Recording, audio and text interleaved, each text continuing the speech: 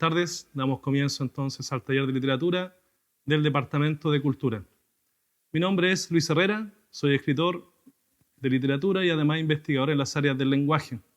También trabajo en un proyecto editorial y librería virtual que se denomina Lituraltura, donde principalmente tratamos de visibilizar los trabajos de autores y autoras del litoral. Este taller se va a enfocar principalmente en el arte de contar historias. Y cuando hablamos de arte, muchas veces caemos en ciertas creencias o en ciertos mitos respecto a quiénes son o quiénes son aquellos que tienen la autoridad para crear, aquellos que tienen un talento para crear. Pero más allá de eso, lo que quisiera instalar en principio es la idea de que el contar historias es una facultad o una capacidad que todos tenemos y que la hacemos constantemente. Todos los días, cada vez que nos encontramos con alguien, cada vez que iniciamos una conversación, cada vez que queremos entretenernos, cada vez que queremos iniciar una charla o participar en una reunión, nos contamos historias. Y estas historias son de distinta naturaleza. Algunas buscan entretener, otras buscan manifestar cosas que tenemos adentro, otras lo que buscan es un fin más bien estético, anécdotas, humor, etc. Lo principal, creo, que habría que romper con respecto al arte de contar historias es que necesariamente es solamente un fin estético. Muchas veces, incluso desde los análisis del lenguaje, la lingüística o de las estructuraciones de los géneros literarios, se habla que el fin de esto es meramente estético. Nos damos cuenta que no es así, y no solamente nos damos cuenta que no es así por lo que hacemos cotidianamente, sino también incluso con aquello que se publica bajo la categoría de literatura. Por ejemplo, lo que vamos a revisar acá en este taller va a transitar un poco desde el contar historias en un ámbito cotidiano hacia también revisar aquello que se hace de manera clásica en la literatura y también ver cómo va funcionando el fenómeno creativo al momento de crear o de escribir una historia. En la lámina 1, por ejemplo, podemos ver que se parte de una tesis que no es una tesis mía, una posición que no es mía, que es del autor Ricardo Piglia, tremendo narrador argentino, que parte de la base que finalmente todos somos narradores. Y es un poco esto que les digo en cada momento, cuando se llega el día lunes al trabajo, nos contamos aquello que sucede el fin de semana. Y aquello que sucede el fin de semana, que lo contamos a una amiga o un amigo o a un equipo, algunos de ellos también se sienten llamados a contar sus propias historias, su propia anécdota referente al fin de semana, por ejemplo. Está además también mencionar que el contar historias también tiene una tremenda importancia al momento de rescatar la trayectoria, de rescatar la identidad, de rescatar sabiduría que de manera oral se sigue y se sigue y se sigue transmitiendo. Quiénes somos, de dónde venimos, cómo es nuestra familia, cómo es el lugar que estamos habitando, quiénes somos como sociedad o cómo somos, cómo hacemos, cómo cohabitamos, también es algo que se va haciendo a través de las historias. Entonces, en esta primera situación de considerar que todos somos narradores, nos vamos a encontrar que hay distintos tipos de historias que vamos viviendo cotidianamente. Por ejemplo, lo que ya mencionaba, el contarnos anécdotas. Aquellas situaciones que son particulares, que tienen un fin en particular y que nos llama la atención o que nos genera alguna reflexión o que nos genera algo gracioso o que nos genera un cambio en la lógica de lo que sucede dentro de esa misma historia. Los chistes tienen un componente que es profundamente narrativo y el fin, si ustedes se fijan, no es solamente estético. El fin principalmente es humorístico, causar gracia, hacer sentir bien a los demás, que los demás se rían o que la pasen bien.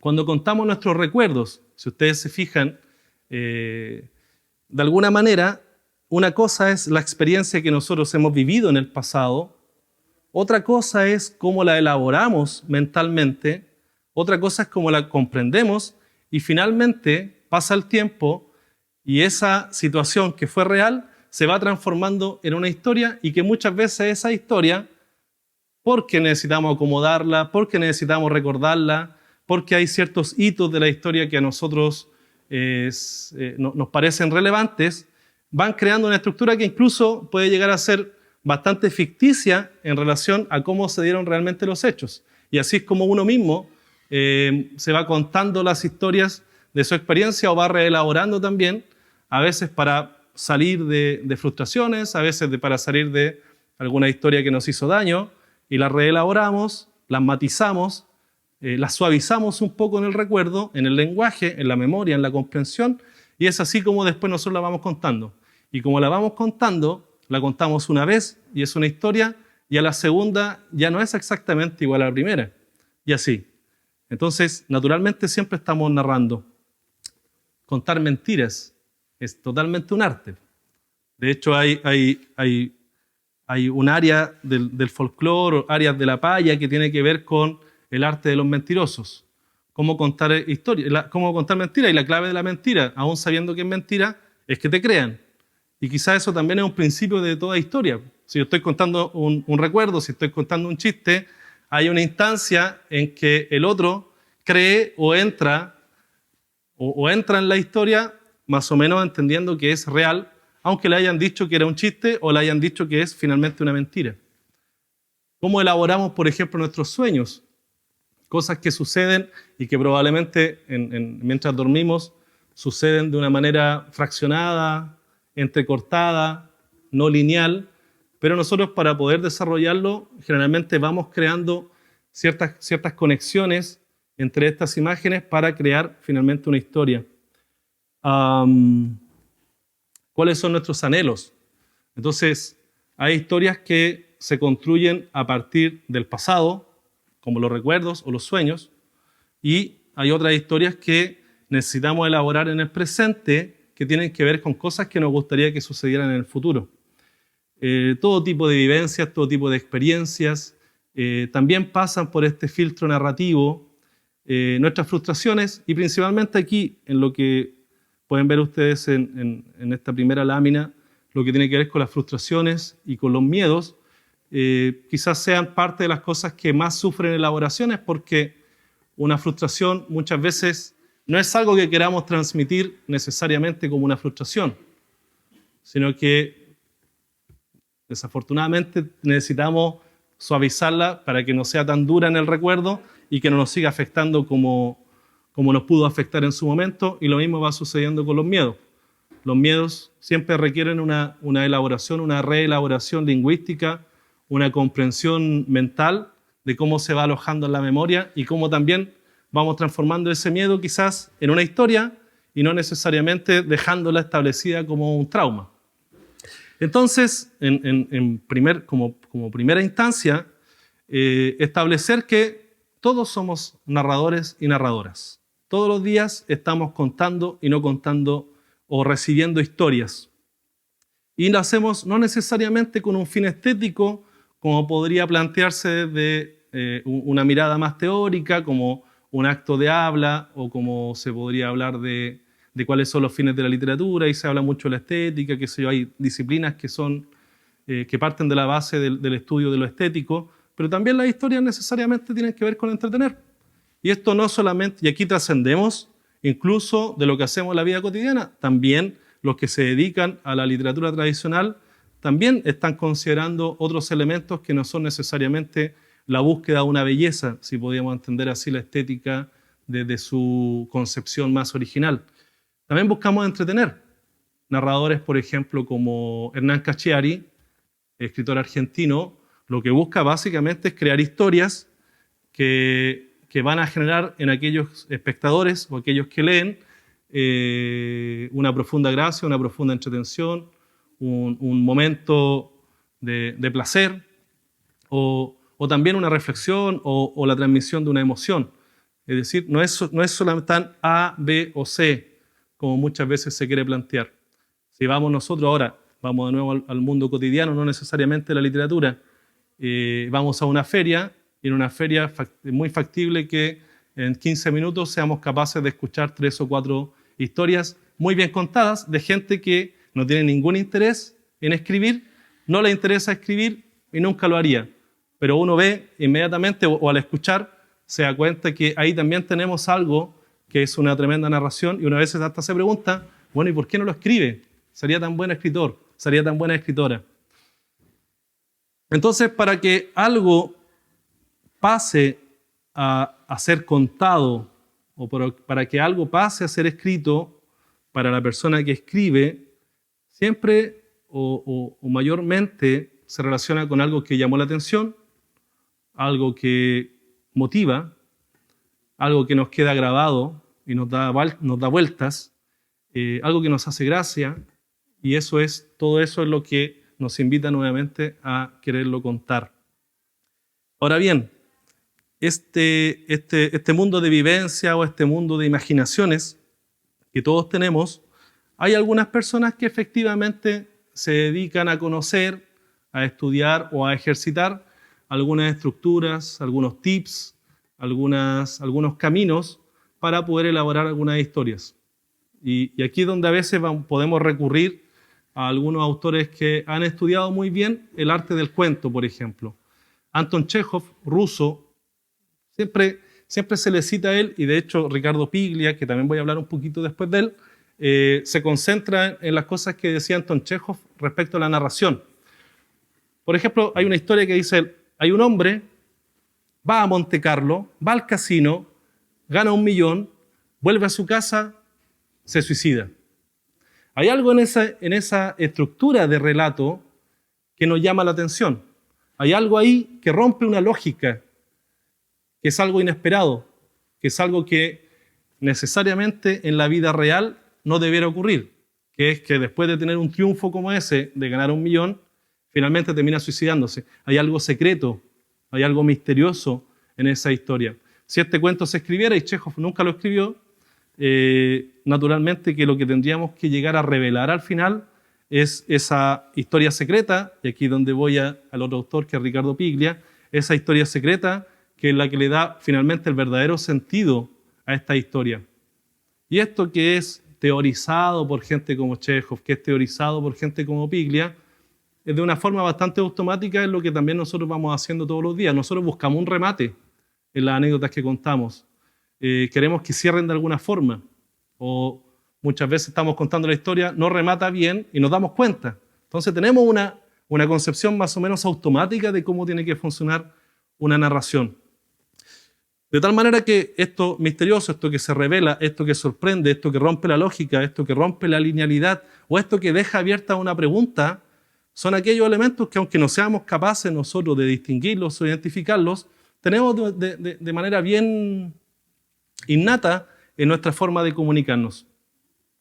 Ahora, como todos tenemos esta capacidad de contar historias, también y tenemos esta tensión entre quienes están autorizados a escribir y quienes no, cosa que queremos romper un poco en el desarrollo de este taller, también surgen preguntas como si todo tema es factible de ser contado. Todo tema es factible de ser contado, siempre y cuando pueda tener estas vueltas de las que estamos conversando.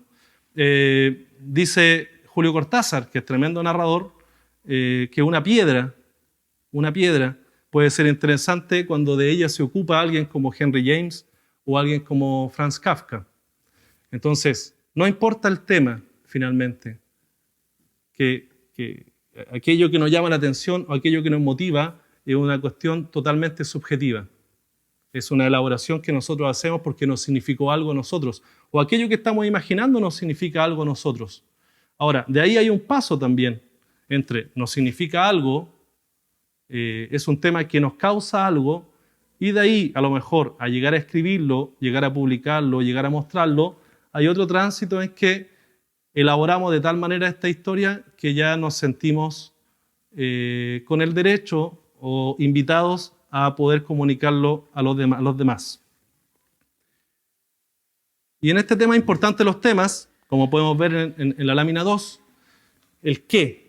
¿Qué es lo que contamos? Aquí tenemos varios ejemplos y he puesto ejemplos que son bastante dispares entre sí para graficar que no importa el tema, sino que cómo se construye. Augusto Monterroso, que es el rey del cuento corto, y no solamente el rey del cuento corto, este es un narrador nicaragüense que es famoso por trabajar el estilo de la fábula, tiene el que es considerado el cuento más breve en lengua castellana, que es El dinosaurio. Y dice solamente así: cuando despertó, el dinosaurio todavía estaba allí. Si no ponemos atención en cómo funciona este breve relato, nos va a parecer que es algo baladí, que no tiene sentido, etc. Pero si ponemos un poco más atención o afinamos un poco el foco, nos damos cuenta que en él están operando estas cosas que nosotros automáticamente sentimos que son parte de una buena historia. Cuando despertó, ¿quién?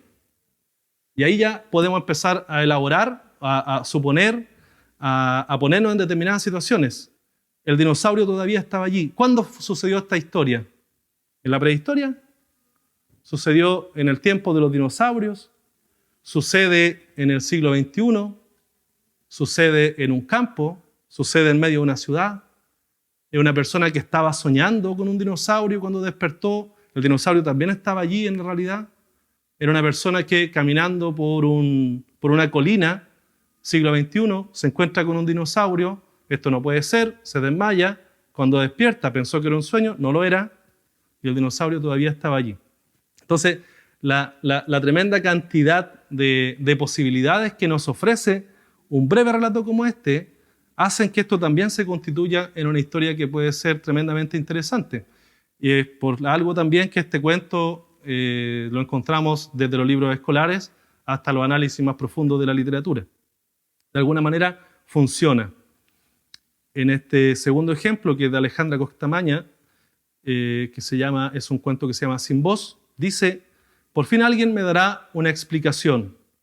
El viejo tiene una lámpara parafina y se dispone a apagarla. La sopla, desaparece con su aliento. Ya no hay nada. No hay viejo, ni farol, ni plaza.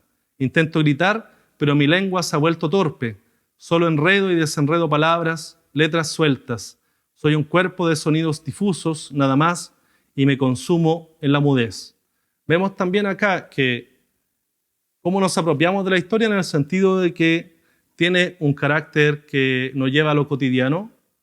Un señor, una lámpara parafina, el acto de apagarla, pero comienzan a incorporarse dentro de esta historia cotidiana elementos también que tienen que ver más con lo onírico, tienen que ver más con un juego metafórico, una construcción de imágenes, etc. Entonces, insisto, no es el tema, sino es qué hacemos con ese tema. Un chiste: papá, ¿qué está más lejos, Arica o la luna? Vamos a ver, le dice el papá. ¿Tú ves desde aquí Arica? No se ve. ¿Por qué funciona? Porque hay una lógica, hay una respuesta que parece ser desde la sabiduría, desde el conocimiento, y nos salen entonces con algo que rompe la lógica, que no tiene que ver con eso o que termina siendo también absurdo. De Georges Perec. Georges Perec es un escritor francés que se dedicó mucho a la experimentación literaria. Entonces, nos damos cuenta entonces que en una narración tenemos una cosa que es el tema, tenemos una cosa que son aquellos elementos para desarrollar un tema de manera interesante, y tenemos también formas o distintos estilos para hacer esto. Georges Perec planteaba que había que escribir de lo que pasa cuando no pasa nada, es decir, las calles, la gente, las nubes. Aquí no hay un historial de sucesos, aquí no hay una línea cronológica necesariamente, sino que básicamente el sentarse y describir. Es una propuesta que también Gustave Flaubert, el autor de Madame Bovary, también trató de desarrollar, que decía que había que escribir como se escribe un acta judicial, un acta administrativa. En este libro, Tentativa de agotar un lugar parisino, Georges Perec, el escritor, fue a una plaza de Saint-Sulpice en París y se puso a describir absolutamente todo lo que sucedía. Trató un ejercicio que han hecho distintas personas que escriben y que han hecho también algunos estudiosos del lenguaje, de hacer corresponder la realidad con el mundo de las palabras. Entonces, él a través de las palabras trataba de describir de la manera más perfecta o de la manera más precisa aquello que estaba presenciando en esta plaza. Ningún agua surge de la fuente, dice. Las palomas se posaron sobre el borde de uno de sus pilones. Hay bancos sobre el terraplén, bancos dobles con un respaldo único. Desde donde estoy puedo contar hasta 6. 4 están vacíos. 3 vagabundos con gestos clásicos. Beber tinto de la botella en el 6º. Si revisaran, por ejemplo, este texto, que lo encuentran en PDF, en Google, en cualquier parte, se van a dar cuenta que todo el texto trata de esta tarea diaria de ir a describir lo que se ve, pero nos vamos dando cuenta que o porque la circunstancia cotidiana lo provocó o porque George Perec reelaboró aquello que describía, que van ocurriendo situaciones que van tomando cierto sentido y se van abriendo algunas lógicas que van creando realmente una historia a partir solo de la descripción, sin personajes, sin una trama propiamente tal, pero tenemos finalmente una novela. Otra cosa que es interesante es instalar elementos que son extremadamente fantásticos, y aquí Franz Kafka, que las pocas personas que me conocerán sabrán que para mí es un autor fundamental, instalan elementos que son fantásticos en la vida cotidiana, y estos elementos fantásticos en la vida cotidiana son tomados también de una forma cotidiana. Esto es interesante porque trasciende lo fantástico y finalmente lo fantástico se adapta dentro de lo realista. No traje un ejemplo de Kafka, por supuesto, sino que traje un ejemplo que se llama La muerte del dragón, del escritor italiano Dino Buzzati. Básicamente es que de pronto, en pleno siglo XX, aparece un dragón que vive en una colina. En mayo de 1902, un campesino del Conde Gerol, un tal Giuseppe Longo, que iba con frecuencia a cazar a las montañas, contó que había visto en el Valle Seco un enorme bicho que parecía un dragón. En Pelizano, el último pueblo del valle, existía desde hacía siglos la leyenda de que en ciertas gargantas áridas seguía viviendo uno de aquellos monstruos, pero nadie se lo había tomado nunca en serio.